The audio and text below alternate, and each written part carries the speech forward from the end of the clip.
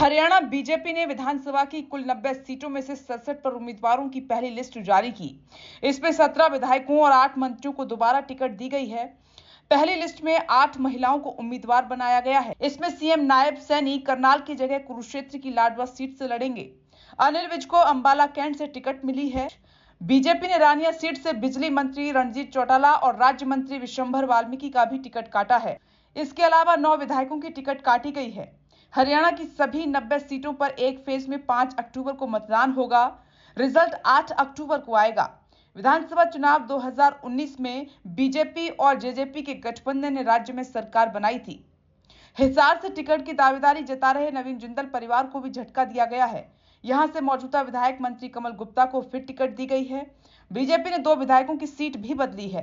इनमें deputy speaker Ranveer Gangwa को नलवा की जगह बरवाला, तो वहीं कोसली के विधायक लक्ष्मण यादव को कोसली की जगह रेवाड़ी से टिकट दिया गया है। 3 दिन पहले बीजेपी में शामिल हुई अंबाला की मेयर शक्ति रानी शर्मा को कालका से उम्मीदवार बनाया गया है। रतिया सीट से पूर्व सांसद सुनीता दुग्गल को टिकट दी गई है। लोकसभा चुनाव में सिरसा से उनकी टिकट काट दी गई थी। पहली लिस्ट में 3 दल बदलू नेताओं को टिकट दी गई है। ये तीनों जेजेपी के विधायक हैं। इनमें देवेंद्र बबली, राजकुमार गौतम और अनूप धानक शामिल हैं। महम से भारतीय कबड्डी टीम के पूर्व कैप्टन दीपक हुड्डा को टिकट मिली है। 5 नेताओं के परिवार को टिकट दी गई है।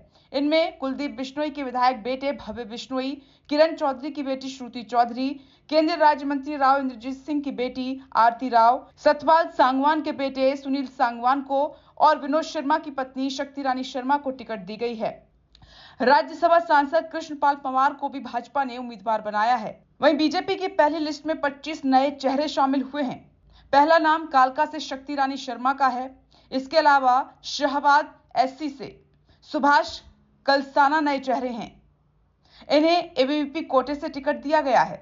पिहोवा से पूर्व मंत्री संदीप सिंह की टिकट काटकर पहली बार सरदार कमलजीत सिंह अजराना को चुनावी मैदान में उतारा गया है। करनाल विधानसभा सीट से जगमोहन आनंद को पहली बार टिकट मिली है।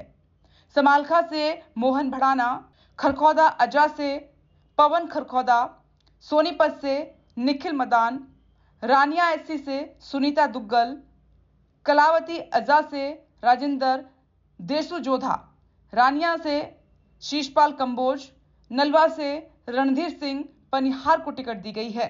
बाढ़रा से उमेद पासुवास, तोशाम से श्रुति चौधरी, दादरी से सुनील सांगवान, भवानी खेड़ा एससी कपूर वाल्मीकि, महम से दीपक हुड्डा, गढ़ी सांपला किलोई से मंजू हुड्डा, कलानौर एससी से रेनू दाबला, बहादुरगढ़ से दिनेश कौशिक, झज्जर एससी से कप्तान विधाना, बेरी से संजय कबलाना, अटेली से आरती राव, कोसली से अनिल डिहना, गुरुग्राम से मुकेश शर्मा, पलवल से गौरव गौतम को पहली बार बीजेपी ने टिकट दी है।